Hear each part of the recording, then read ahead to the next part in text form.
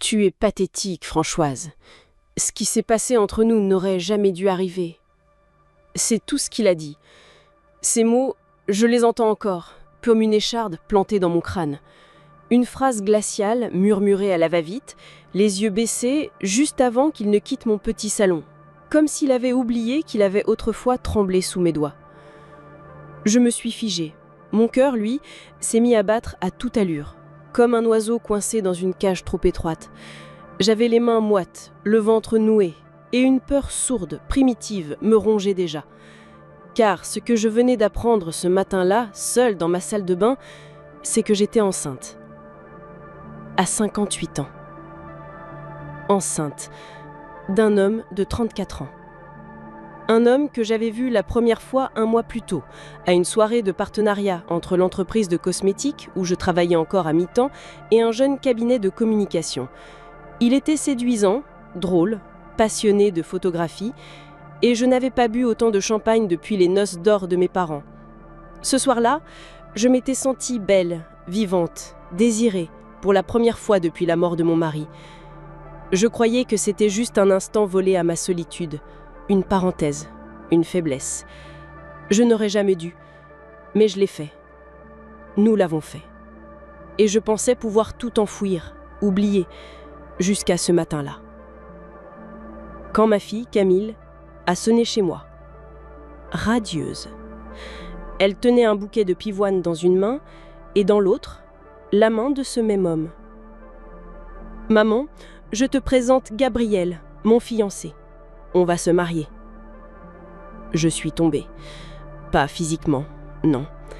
J'ai souri, j'ai félicité, j'ai versé un peu de thé dans 3 tasses tremblantes et tout en fixant ce visage que j'avais embrassé il y a quelques semaines, j'ai senti le sol s'effondrer sous moi. Il n'a pas réagi. Il n'a même pas regardé. Mais je l'ai vu, moi. Je l'ai vu pâlir. Je l'ai vu avaler sa salive, détourner les yeux, trembler un peu en serrant la main de Camille plus fort. Et moi, j'étais là, avec cette chose en moi, cette vie, ce poids, cette honte. Je ne savais même pas si je devais pleurer, crier, tout révéler ou fuir.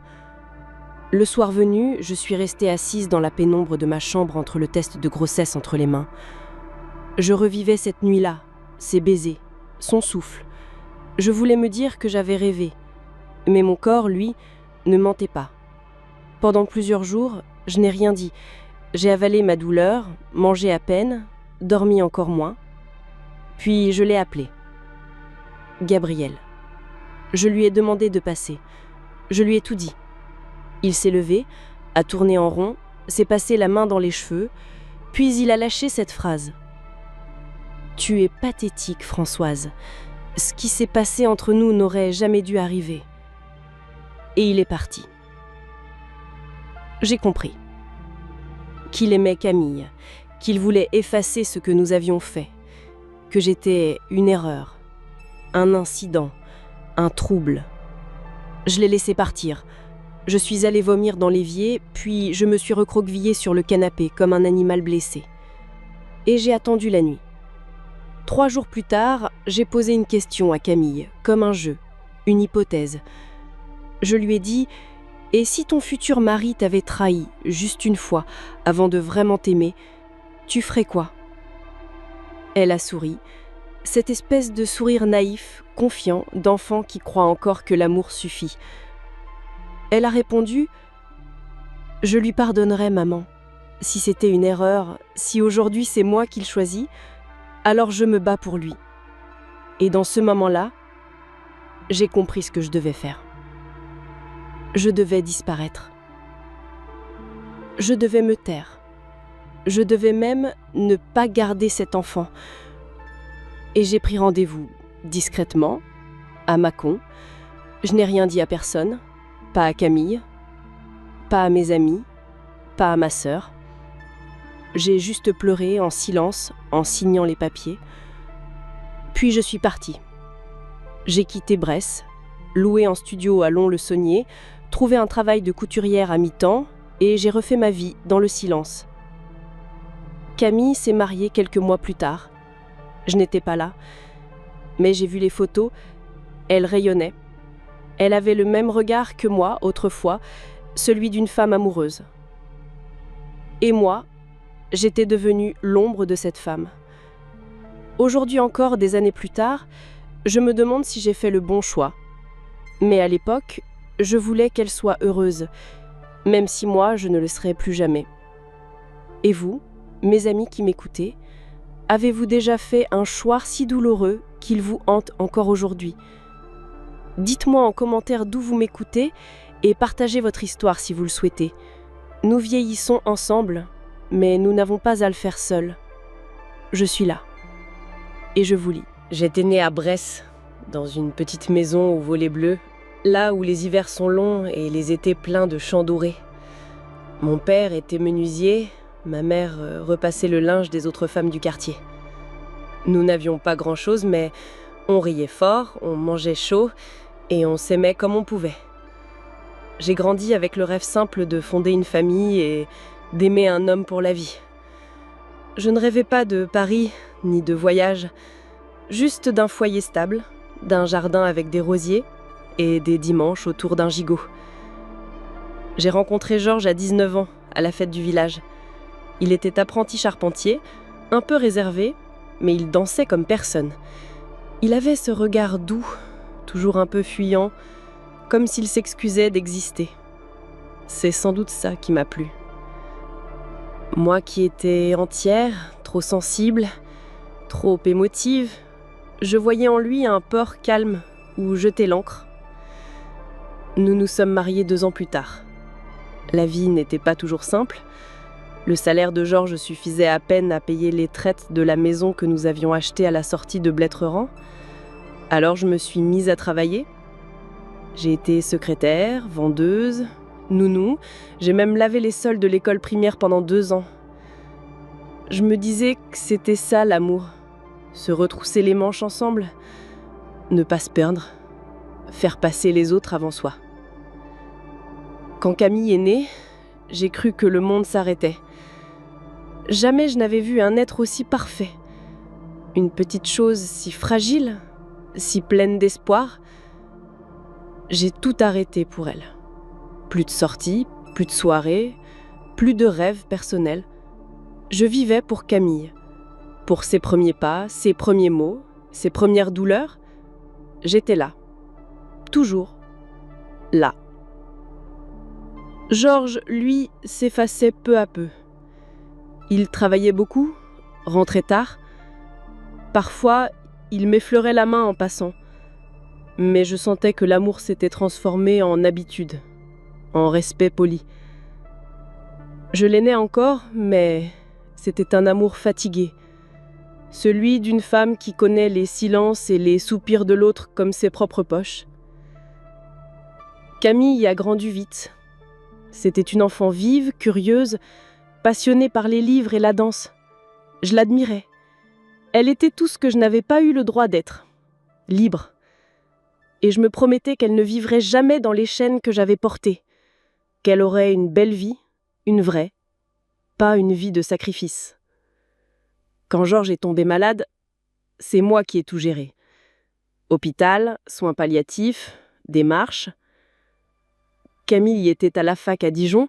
Elle venait comme elle pouvait, mais elle ne supportait pas de voir son père décliner. Je ne lui en ai jamais voulu. Elle était jeune. Et puis, c'était moi l'épouse. Mon rôle. Je me souviens du dernier regard de Georges. C'était un matin de novembre. Il n'a pas dit grand-chose. Il m'a juste serré la main très fort. Comme pour s'excuser de m'avoir laissée seule. J'ai pleuré tout l'hiver. Mais j'ai tenu. Parce que Camille avait besoin de moi.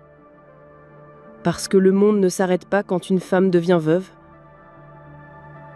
Les années suivantes ont été silencieuses. Je me suis retrouvée seule dans cette grande maison.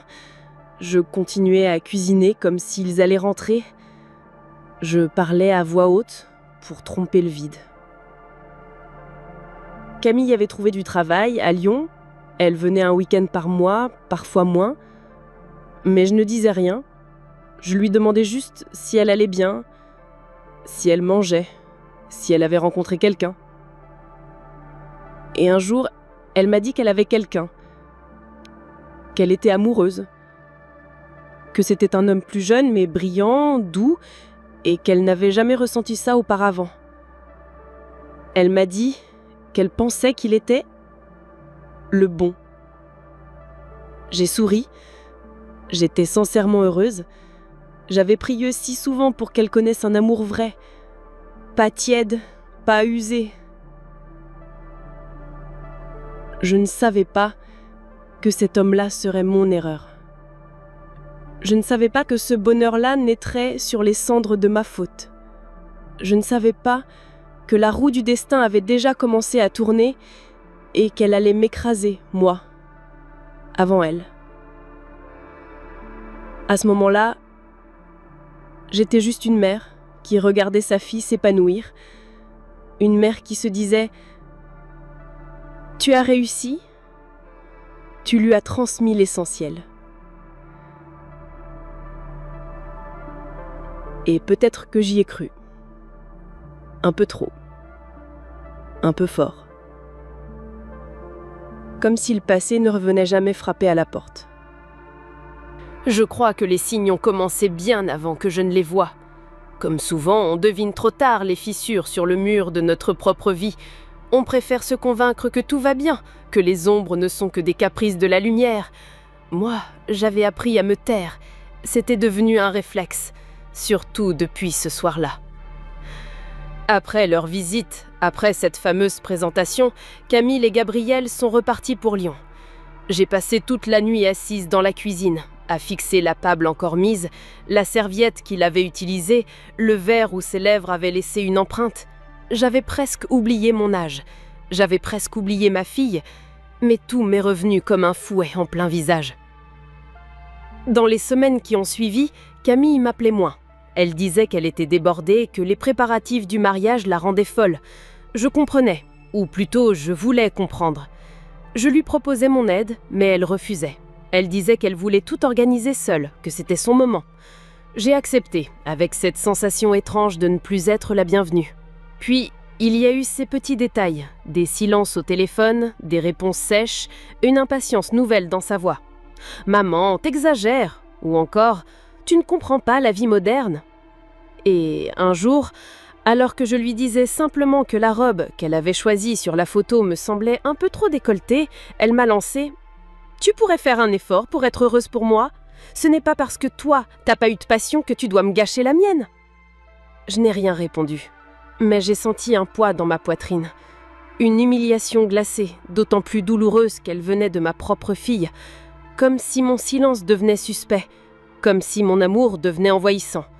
Moi, qui m'étais toujours tenue droite, discrète, présente sans jamais étouffer, je devenais soudain celle qui gêne.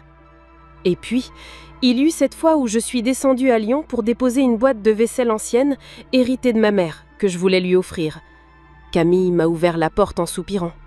Elle avait visiblement oublié que je venais. Elle était en peignoir, les cheveux mouillés, agacée. Gabriel est apparu derrière elle, torse nu. Il s'est figé une demi-seconde, juste le temps que nos regards se croisent. Ce regard, je ne saurais le décrire. Ni honte, ni haine. Une sorte de panique froide. Il s'est habillé en vitasse, puis ils m'ont offert un café rapide dans la cuisine, comme à une voisine qui dérange. Camille ne m'a même pas proposé de rester dîner. Quand je suis repartie ce soir-là, le cœur en miettes, j'ai entendu par la porte entr'ouverte « Franchement, elle commence à devenir étouffante. » Et la réponse de Gabriel, murmurée mais claire « On n'a qu'à y se passer un peu les visites, elle comprendra. » Je ne sais pas ce qui m'a blessée le plus. Les mots ? Ou le fait que je n'étais plus une mère, mais un problème à gérer, une vieille dame dans un coin d'un agenda. Je suis rentrée à Bresse, sous la pluie. Les essuie-glaces balayaient ma honte d'un mouvement régulier. J'ai garé la voiture dans l'allée et je suis restée là, longtemps, la tête contre le volant. Cette nuit-là, j'ai rêvé que Camille était encore enfant. Elle me tenait la main sur le chemin de l'école et me disait « Tu seras toujours ma préférée, maman. » Je me suis réveillée en larmes et j'ai compris. J'avais disparu, petit à petit, et je n'étais plus qu'une ombre. Un souvenir, ou pire, un fardeau poli. Alors j'ai cessé d'appeler, j'ai cessé d'insister. J'ai regardé les photos de Georges et j'ai murmuré « Si tu savais ce que j'ai fait, si tu savais ce qu'elle me dit !» Mais personne ne répondait. Seulement le vent qui giclait les volets. Et le silence, toujours plus lourd. Tout a basculé un matin d'avril. Un matin froid, clair, où la lumière semblait vouloir tout révéler. Je me souviens encore du chant des merles, du café que je n'ai pas eu le temps de finir, et de cette enveloppe beige glissée dans ma boîte aux lettres, sans timbre, sans nom. À l'intérieur, il y avait une photo, floue, mal cadrée, mais reconnaissable, très reconnaissable. On y voyait Gabrielle, accoudée à une terrasse, et une femme, jeune, rieuse, assise sur ses genoux, sa main sur sa joue. Il ne s'agissait pas de Camille, et ce n'était pas une simple amie. Le choc m'a saisi au ventre. Ce n'était pas la surprise, non. C'était cette sensation terrifiante de voir se répéter l'histoire, comme un écho cruel. Gabriel, ce même homme qui m'avait utilisé un soir, qui avait fait pleurer mon corps et mon âme, trahissait maintenant Camille à son tour. Mais cette fois, c'était elle la victime. Ma fille, mon sang. Je suis restée longtemps debout, figée, photo à la main, l'esprit vide, le cœur trop plein. Puis, sans trop réfléchir, j'ai pris ma voiture et je suis partie, direction Lyon.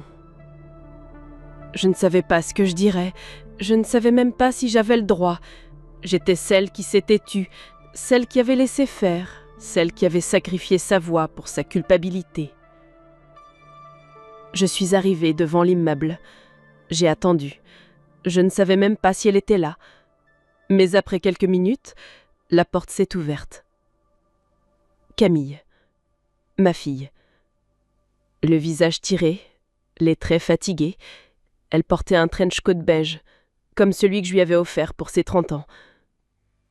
Elle m'a vue. Elle a eu un petit sursaut.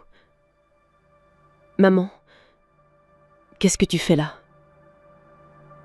Je n'ai pas répondu tout de suite. J'ai ouvert mon sac, sorti la photo, lui ai tendu. Elle l'a regardée, longtemps, puis elle a blêmi. « Qui t'a donné ça ?» Je l'ai trouvée, dans ma boîte.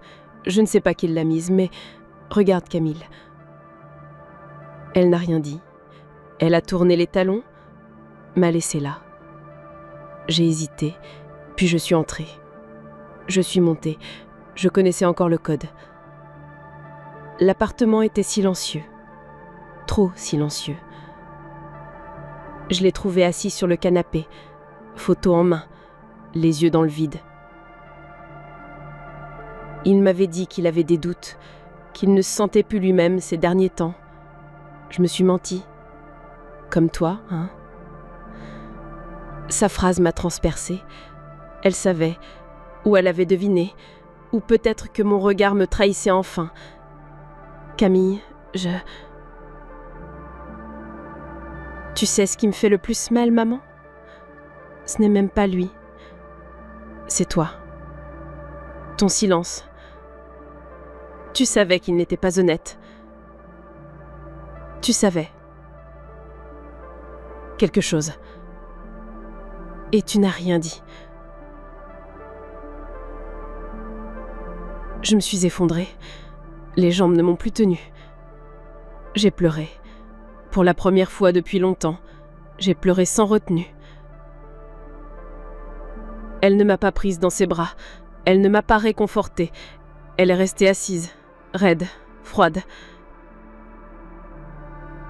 Et maintenant, tu viens faire quoi ? Te racheter ? Me consoler ? Il est parti, de toute façon. Il a quitté l'appartement ce matin. Il m'a dit qu'il avait besoin de respirer. Je l'ai regardé, ma fille, celle que j'avais portée, aimée plus que moi-même. Et je n'ai rien su dire. Parce qu'au fond, elle avait raison. Je m'étais tue, trop longtemps. J'avais voulu la protéger en dissimulant la faute. Mais la faute avait grandi dans l'ombre, et aujourd'hui, elle nous dévorait toutes les deux. Avant de partir, j'ai laissé sur la table une lettre écrite la veille dans un sursaut de lucidité, une confession. Je ne sais pas si elle l'a lue. Elle ne m'a plus rappelé pendant des semaines, et moi je suis retournée à Bresse, le cœur plus vide que jamais. Je n'étais plus la mère, je n'étais plus la femme, je n'étais même plus celle qui savait se taire. J'étais une absence. Les nuits suivantes m'ont arraché le sommeil, comme on arrache un bandage mal collé sur une plaie encore vive. Je restais allongée, les yeux ouverts dans le noir, à écouter le silence de ma maison devenue étrangère. J'entendais chaque craquement du bois, chaque souffle du vin contre les vitres, comme autant de reproches. Mes pensées tournaient en rond, sans fin, comme une vieille montre qui aurait perdu l'heure mais continuait de battre par obstination. Je pensais à Camille, enfant, à ses bras autour de mon cou, à ses « je t'aime, maman » murmurés du bout des lèvres avant de s'endormir.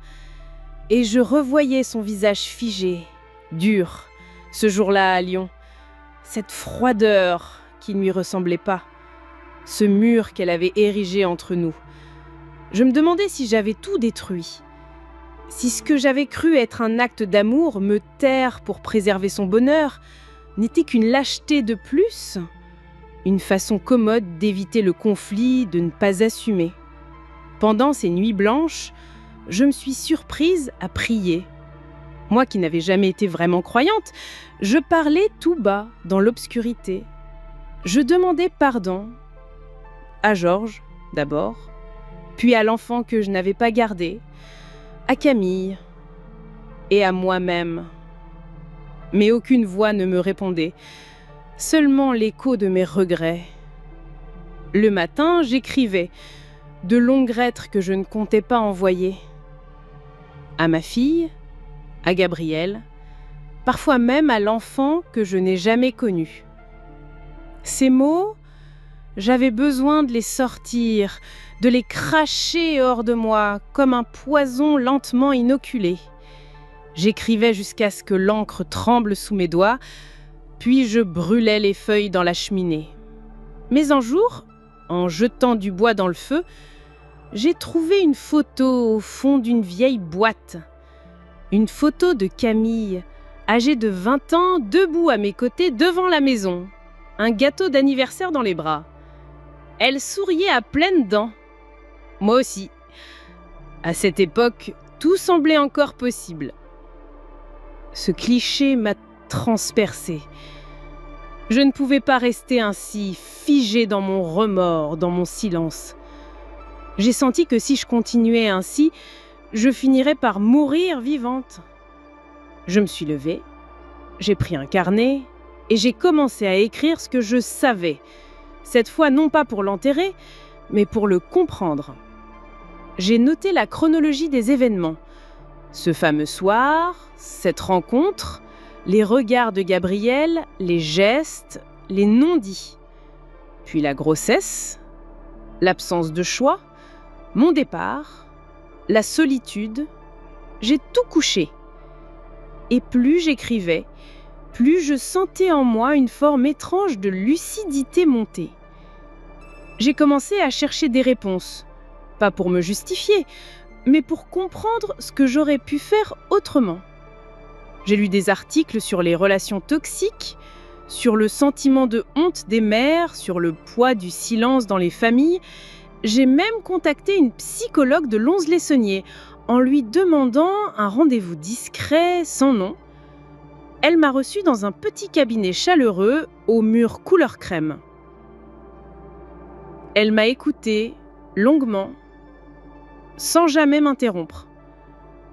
Puis elle m'a dit quelque chose que je n'oublierai jamais. Vous avez voulu aimer au point de disparaître. Mais une mère, pour aimer, doit d'abord exister. Cette phrase m'a accompagnée pendant des jours. Elle m'a fait mal, elle m'a libérée. Alors j'ai réfléchi, vraiment, profondément. Et j'ai compris que j'étais toujours là, que j'étais encore vivante et qu'il n'était pas trop tard pour poser des actes, même silencieux, qui réparent. Peut-être pas tout, mais quelque chose. J'ai commencé à mettre de l'ordre. Dans ma maison, dans mes papiers, j'ai pris rendez-vous avec un notaire de Bourg-en-Bresse. Je voulais que les choses soient claires, que mon histoire, aussi douloureuse soit-elle, ne soit pas ensevelie sous le silence. J'ai commencé à écrire un testament, à réfléchir à ce que je voulais transmettre et surtout à ce que je voulais éviter que Camille ne porte comme fardeau. Chaque soir, je notais des fragments, des souvenirs, des regrets, des vérités. Et dans cette lente remontée à la surface, j'ai compris. Ma vengeance ne serait pas une punition. Elle serait un acte de vérité. Pas pour détruire, mais pour réparer. En silence, mais pour de bon. J'ai toujours cru que les grands bouleversements de la vie s'accompagnaient de fracas, de cris, de gestes violents. Mais il n'en est rien. La revanche, la vraie, celle qui naît dans le creux du cœur blessé, s'élabore dans le calme, dans le silence, dans la lenteur d'une femme qui n'a plus peur de regarder la vérité en face. Alors, j'ai agi. La première chose que j'ai faite fut de vendre la maison, celle où Camille avait grandi, où Georges et moi avions passé toute notre vie, où j'avais pleuré dans chaque pièce. Cette maison n'était plus un refuge, c'était un mausolée. J'ai contacté une agence immobilière discrète de Lons-le-Saunier. Un jeune agent m'a proposé une estimation. Je n'ai pas marchandé. J'ai signé les papiers avec un soulagement discret, comme si je m'arrachais une couche de peau morte. Ensuite, j'ai ouvert un nouveau compte bancaire dans une agence de Bourg-en-Bresse. J'y ai transféré l'intégralité de la vente, puis j'ai fait clôturer mes anciens comptes. Je voulais un recommencement net, sans trace. Un espace financier à moi, sans attache, sans œil curieux. J'ai rencontré Maître Duclos, une notaire calme et redoutablement efficace. Elle avait cette façon de ne jamais poser de questions personnelles, mais de comprendre tout ce qu'il fallait entre les lignes. Je lui ai expliqué que je souhaitais rédiger un testament, pas un testament classique, un document qui serait à la fois un aveu et un acte de transmission. J'ai désigné Camille comme unique héritière, bien sûr, mais avec des conditions précises. Elle ne pourrait ouvrir le testament que dans un lieu précis, un appartement à Arles que je venais d'acquérir sans qu'elle le sache.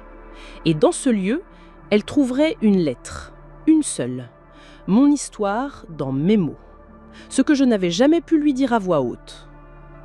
J'ai aussi demandé à Maître Duclos de faire enregistrer une clause de réserve si jamais, un jour, Camille venait à découvrir ce qu'il s'était passé entre Gabriel et moi, ce qu'elle pressentait peut-être déjà, elle pourrait choisir de renoncer à l'héritage.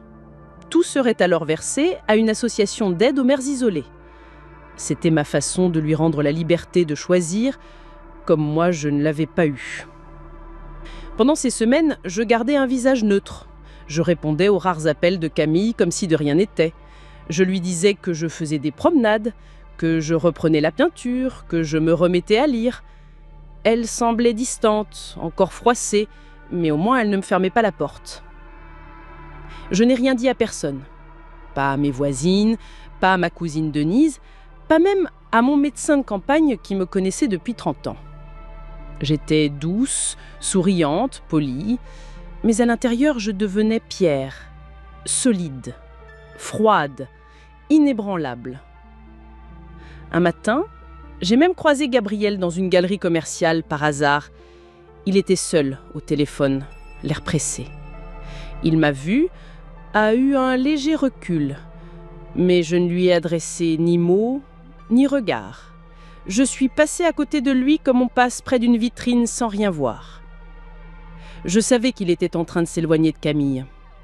Il parlait de projets à l'étranger, d'opportunités, d'un besoin de respiration, encore, toujours.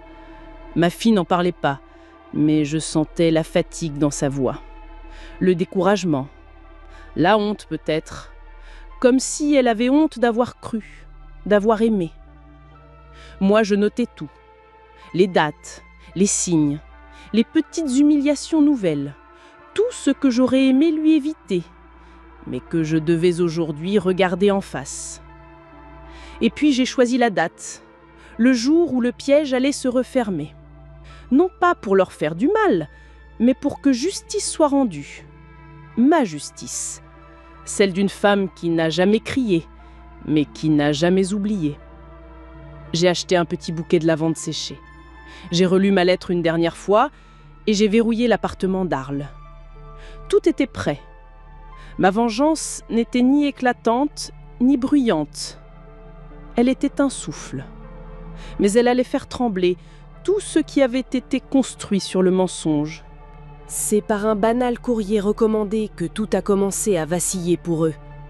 Camille m'a appelé un matin, la voix chargée d'inquiétude. Elle venait de recevoir une lettre d'un notaire de Bourg-en-Bresse. Elle me demandait si j'allais bien, si j'avais eu un problème de santé, si je préparais quelque chose. J'ai fait semblant de m'étonner, avec cette fausse candeur que les mères usent parfois comme un dernier rempart. « Oh, tu sais, j'ai juste voulu mettre un peu d'ordre dans mes affaires. À mon âge, il faut y penser. » Elle n'a pas insisté. Elle a raccroché rapidement. Sa voix tremblait, et je savais pourquoi. Elle avait peur. Pas pour moi, mais de ce que moi je pourrais savoir, de ce que moi je pourrais faire. 2 semaines plus tard, Gabriel a appris que la maison de mon mari, celle où Camille avait grandi, avait été vendue. Il a appelé Camille en panique. Je le sais, car ce jour-là, elle m'a rappelé en pleurant. « Maman, pourquoi tu ne m'as rien dit ? Pourquoi tu as vendu la maison sans m'en parler ?» Je suis restée calme. Parce que ce n'est plus ma maison. Parce qu'il n'y avait plus de souvenirs là-bas, que des fantômes. Et parce que j'en avais le droit. Elle a hurlé. Elle m'a dit que j'étais cruelle, égoïste, que je ne pensais qu'à moi, que c'était injuste, que je m'excluais de tout. J'ai écouté en silence. Et quand elle s'est essoufflée, je lui ai simplement dit « Tu comprendras un jour ». Ce même soir, Gabriel a tenté de m'appeler 3 fois. J'ai ignoré. Puis j'ai reçu un message, long, insisté. Il disait qu'il savait que j'étais en colère, mais qu'on devait parler. Qu'il voulait mettre les choses à plat. J'ai souri en lisant ça. Mettre les choses à plat ? Il croyait encore que tout pouvait se négocier. Mais cette fois, je ne jouais plus. Ce n'était plus mon tour de me taire. La semaine suivante, Camille a reçu la clé de l'appartement à Arles, avec une note du notaire. À n'ouvrir qu'en présence de Madame Françoise M. et de Maître Duclos. Elle m'a appelée, confuse. Je l'ai rejointe. Nous sommes montés ensemble en silence, dans ce petit appartement que je n'avais jamais habité, mais que j'avais soigneusement préparé. Tout était blanc, épuré, apaisant. Sur la table basse, une enveloppe. Mon écriture. Camille l'a prise avec des gestes lents, presque tremblants. Je me suis assise en face d'elle. Je n'ai rien dit. Je n'ai pas pleuré. Je n'ai pas fui. J'ai attendu. Elle a ouvert. Elle a lu. Chaque mot. Chaque ligne. Elle a su. Elle a su la soirée. Elle a su l'enfant. Elle a su le silence. Elle a su que je m'étais effacée pour elle. Son visage s'est figé. D'abord, l'incrédulité, puis la douleur, puis cette chose terrible qu'aucune mère ne souhaite voir dans les yeux de sa fille, la dévastation. Tu étais enceinte de lui ? Je n'ai pas répondu. Pas tout de suite. J'ai attendu. Puis j'ai hoché la tête, doucement. Elle s'éleva, fait quelques pas, et murmura « Mon Dieu !» Et moi, je me suis battue pour lui. Je l'ai défendu. Je t'ai accusé. J'ai cru qu'il me regardait comme il m'aimait, mais c'est toi qui l'avais touché. Je me suis levée aussi. Je voulais la prendre dans mes bras, mais elle a reculé. Tu aurais dû me dire la vérité, maman. Tu aurais dû me laisser le choix, pas me regarder vivre dans un mensonge. Tu aurais dû être une mère même dans le chaos. Cette phrase m'a brisée, mais je l'ai acceptée. Gabriel, lui, n'a pas supporté la nouvelle. Quand il a compris qu'il avait perdu le dernier contrôle qu'il pensait posséder, il a tenté de sauver les apparences. Mais Camille a quitté l'appartement de Lyon. Elle a disparu de ses radars. Et dans les semaines suivantes, il a tenté en vain de la recontacter. Il est même venu me trouver, un jour, sur la place de Bresse. Il m'a supplié de l'aider à revoir Camille. Il m'a dit qu'il avait fait une erreur, qu'il m'aimait peut-être un peu au fond. Je l'ai regardé. Longuement.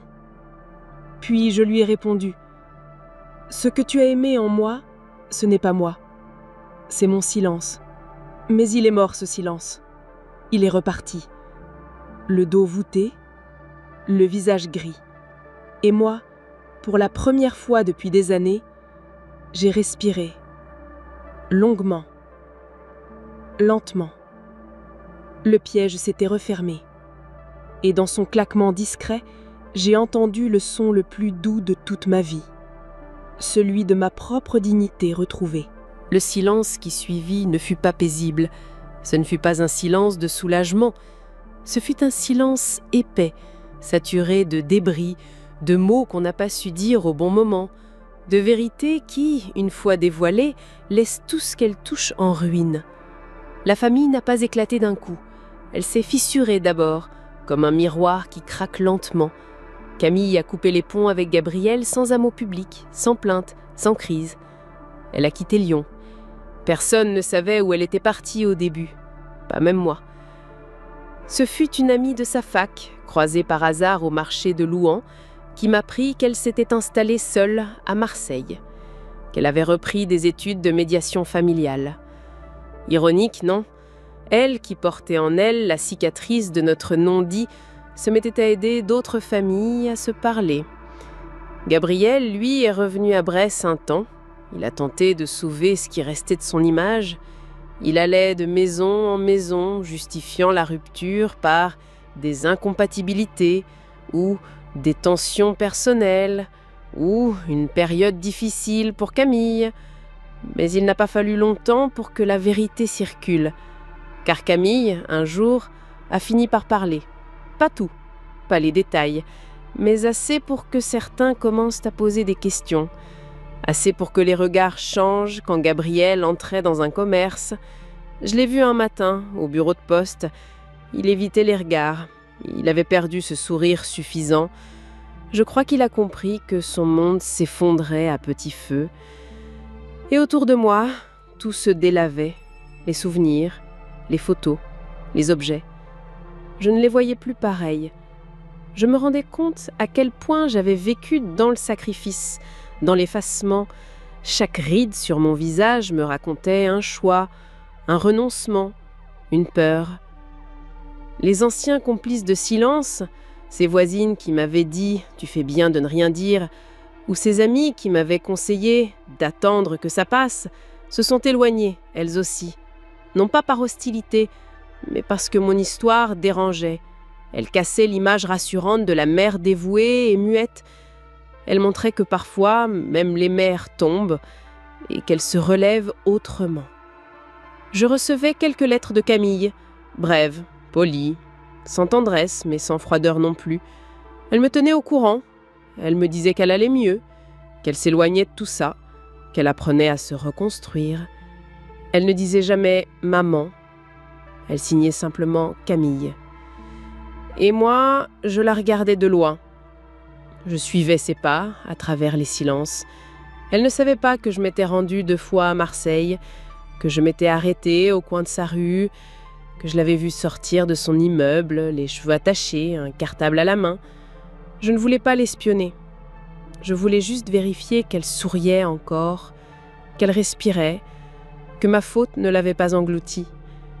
Et puis un jour, une lettre différente est arrivée.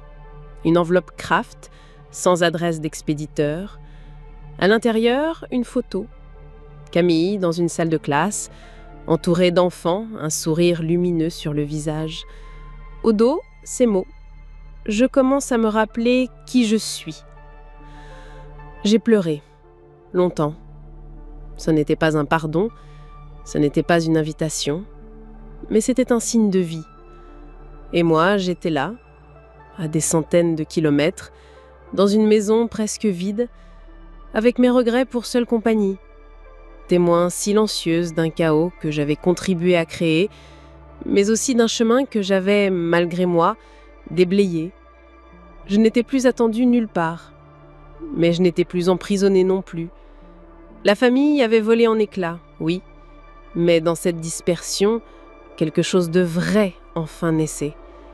Et moi, je regardais tout cela de loin, sans intervenir, sans forcer, presque étrangère à cette nouvelle vie, mais toujours mère, même en silence. J'ai quitté Brest un matin d'octobre, sans bruit, sans adieu. Je ne voulais plus vivre là où chaque ruelle me rappelait mes manques, où chaque banc avait conservé l'empreinte d'une attente, d'un espoir, d'un silence. J'ai tout laissé derrière moi, la vaisselle, les rideaux, même les photographies. J'ai gardé une seule chose dans ma valise, une écharpe tricotée par Camille quand elle avait 12 ans, d'un vert pâle un peu irrégulier. Elle piquait un peu, mais c'était tout ce que j'avais encore d'elle que personne ne pouvait m'enlever. Je me suis installée près d'hier, dans un petit appartement de plein pied, à 2 pas de la mer. Rien de luxueux, mais assez pour vivre dignement. Chaque matin, j'ouvrais les volets sur le vent salé et les oliviers qui balançaient doucement, comme s'ils respiraient avec moi. Le sud m'a réappris la lumière. Le silence ici n'était plus un poids. Il devenait une matière douce, un espace où je pouvais exister, enfin, sans devoir me justifier. Au marché, j'ai fait la connaissance de Léon, un vieux libraire à la voix cassée qui avait toujours une anecdote sur les livres qu'il vendait. Il ne posait pas de questions. Il disait souvent « Le passé, c'est comme un roman qu'on referme mal. Si tu veux dormir, il faut tourner la page. » Il m'a prêté des livres de Marguerite Duras, puis de Christian Bobin. Il m'appelait « La dame au châle vert ». Je crois qu'il m'aimait bien. Je passais mes après-midi à marcher le long de la plage, les pieds nus dans le sable froid. J'observais les jeunes couples, les enfants, les vieux chiens fatigués, et parfois je souriais sans m'en rendre compte. Ce sourire-là n'était plus pour cacher. Il était simple, né du vent, d'un goéland qui glissait à ras de l'eau, d'une tartine beurrée que je réussissais à apprécier sans penser à autre chose. Un jour, j'ai reçu une lettre de Camille. Elle ne disait pas grand-chose, juste « Je pense à toi. J'espère que la mer te fait du bien. Peut-être qu'un jour je viendrai. Pas maintenant, mais un jour. » Je l'ai relue au moins 100 fois. Chaque mot était un pas vers moi. Elle ne parlait pas de pardon, elle ne posait pas de questions. Mais elle ouvrait une porte, et moi, j'ai commencé à espérer. Pas comme avant, pas de cet espoir naïf qui attend l'impossible, mais de celui, plus doux, qui se satisfait de ce qui est fragile, imparfait, mais vivant. J'ai recommencé à écrire. Pas pour elle, pas pour Gabriel, pour moi. Des fragments, des souvenirs, des recettes de cuisine que ma mère m'avait transmises, des pensées sur la mer, sur le vieillissement, sur cette étrange beauté qu'on découvre en soi quand on n'a plus à séduire, plus à plaire, seulement à être. Je me suis fait quelques connaissances, une voisine italienne qui faisait sécher le linge à la fenêtre en chantant des airs d'opéra, une aide-soignante en reconversion qui peignait des galets et les cachait dans le village pour les passants. Ici, personne ne me connaissait. Et c'est précisément cela qui m'a permis de redevenir moi.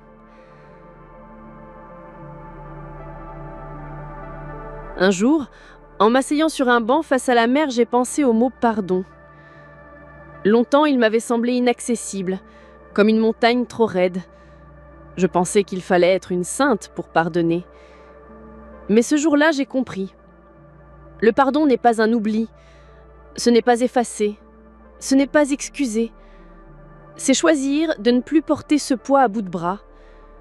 C'est le poser, là, devant soi, et continuer à marcher. Alors, j'ai pardonné. Pas à Gabriel, pas même à Camille, mais à moi. À moi, la femme imparfaite, la mère maladroite, la vieille dame encore capable d'aimer, même après tout ça. Je n'attends plus rien, mais je ne suis plus en guerre. Et c'est peut-être ça, au fond, le plus grand des apaisements. Ce matin-là, le ciel était d'un bleu tendre, presque timide, comme si la lumière elle-même n'osait pas brusquer le silence. Je me suis levée tôt. J'ai enfilé mon manteau beige, pris mon carnet et ma vieille écharpe verte, celle de Camille, toujours un peu rêche mais rassurante, et je suis allée m'asseoir sur mon banc habituel, face à la mer. Le vent était léger, les vagues calmes, et pour une fois, je n'ai pas pensé à elle, ni à lui, ni à moi. J'ai juste observé les choses simples, le sable humide, les empreintes des pas d'enfant, une feuille de figuier séchée qui tournait doucement sur le trottoir. Puis, sans trop savoir pourquoi, j'ai ouvert mon carnet à la dernière page et j'ai écrit cette phrase. Le silence peut aussi être une forme de justice. C'est vrai, vous savez.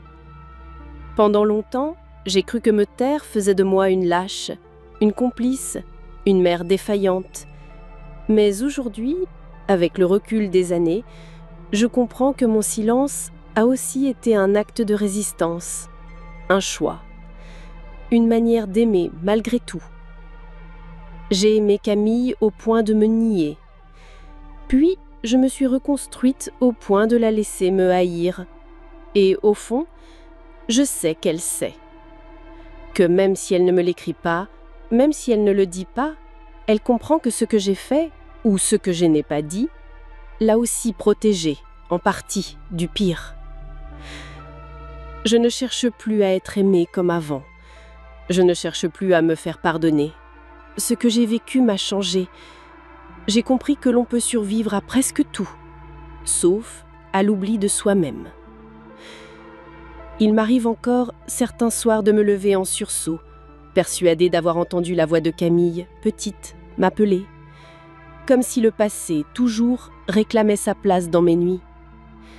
Mais ces rêves ne me déchirent plus. Ils me rappellent simplement que j'ai été mère, femme, vivante. Je ne sais pas si je reverrai Camille. Peut-être qu'un jour elle viendra ici. Peut-être qu'elle s'assiera à côté de moi, sans un mot, et que nous regarderons la mer. Peut-être que ce sera trop tard, ou peut-être que ce sera juste à temps.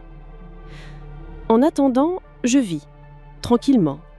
Je cuisine peu, je lis beaucoup, j'écoute le vent et les oiseaux, et je parle parfois à haute voix, sans honte, comme si Georges ou ma mère m'écoutaient encore.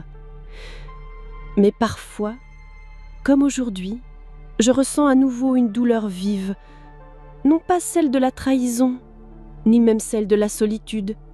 Non, une autre, plus sourde, plus insidieuse, celle d'avoir été trop faible pour tout dire quand il était encore temps, celle d'avoir cru que se taire, c'était protéger.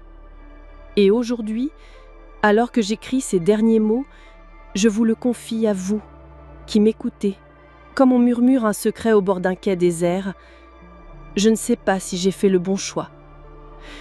J'ai aimé comme j'ai pu, J'ai mal agi, peut-être. J'ai voulu bien faire, sûrement. Mais j'ai blessé, j'ai effacé, j'ai fui.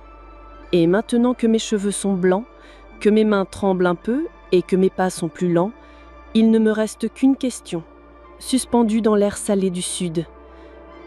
Que faut-il faire quand il est trop tard pour dire la vérité, mais trop tôt pour mourir avec ? Je ne connais pas la réponse, mais peut-être que le simple fait de poser la question est déjà une forme de paix.